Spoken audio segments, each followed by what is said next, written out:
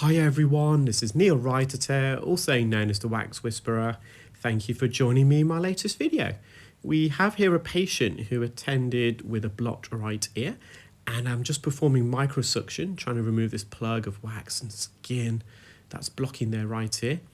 And this plug of wax and dead skin is actually larger than the entrance of this patient's ear canal. Our ear canals are not constant cylindrical tubes. In fact, they're oval shaped to begin with, and they have a couple of bends, and the diameter of both the height and the width of the ear canal can vary along different parts of the ear canal as we go towards the eardrum. So the widest region of the ear canal normally is the entrance of the ear canal, and then about 1/2 centimetre into the ear canal where the first bend is, the ear canal narrows up to the second bend, which is about a further 1/2 centimetre or centimetre past. So that's a narrowing. Then the ear canal widens again, and then once more, as it arrives towards the eardrum, about 1/2 centimetre away, it can narrow. So you can see the anatomy of the ear can vary immensely, not only from individual to individual, but between ears. So your right and left ear, similar to our feet, I suspect, there can be big differences.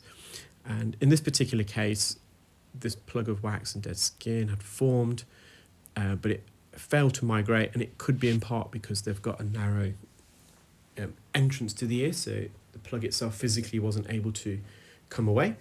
And the term microsuction, some of you may be wondering, why do we call it microsuction? And there's two schools of thoughts here. The first school of thought is earwax was normally, when you perform suction, it was done under using a microscope. So the specialist would visualize the inside of your ear using a microscope, hence the term microsuction. Another school of thought is the suction probe that we use to vacuum the earwax out of your ear is very, very small, it's very thin. So the term micro can be used to describe the size of the suction probe. So there's a couple of schools of thoughts and suggestions. I suspect there's validity in both. But yes, that's why it's called microsuction, if anyone wondered. And I'm now just using a fine end suction probe. So this suction probe that I'm using now is even narrower and smaller than the original one that I was using, called the Zollner suction probe. There are different suction probes that you can use. So typically for earwax removal, it's the Zollner suction probe, but then there's many different types of suction probes available. The other ones that come to mind are the Fraser suction probe and the McGill. They have larger diameters, are generally longer in length as well. But the Zollner suction probe, it's just perfect for earwax removal. The tube itself is around, I believe, 9.5 centimetres, and around 3 centimetres from the tip. So the tip of the suction probe is what you can see on screen. 3 centimetres away from that, there's a 30-degree bend on this particular Zollner suction probe. There's a bit of variation. I know some Zollner suction probes that have a 35-degree bend. And then you've got a handle attached. And so the entire length, when you incorporate the handle, could be up to 14 or 15 centimetres.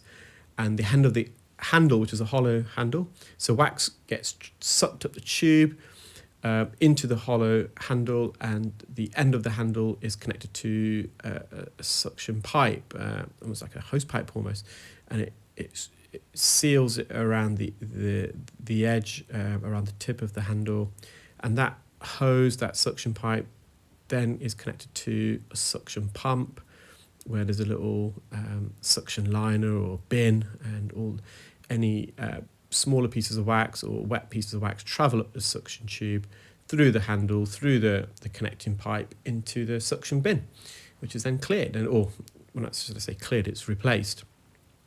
Although I think there are some that you can actually clear, having saying that. But the ones I use, we've got special antibacterial liners in there, and they are disposable and replaced.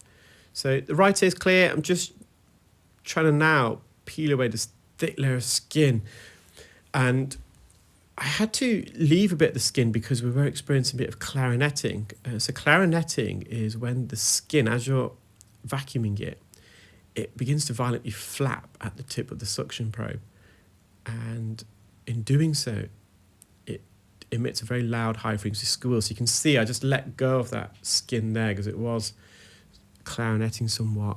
I'm not sure if I'm going to go back for it. I am. And I think because it was clarineting too much, I decided to leave it. I let it just rest itself again on the canal wall, because when you experience clarinetting, it can actually be deafening, not only for the patient but for myself. And being exposed to loud sounds can cause a temporary threshold shift, so a temporary hearing loss. In the worst case scenarios, unfortunately, touch wood, it's not happened to me yet, and hopefully it won't, but you can also develop a permanent threshold shift. These are all risks of performing microsuction. There's no getting away from that. If anyone says to you that this is completely risk-free, that's not correct. But microsuction is believed to be the most safest mechanism of method of removing earwax, far more so than ear irrigation or ear syringing. Well, I hope you enjoyed that video, guys. Take care, keep well, and speak soon. Bye.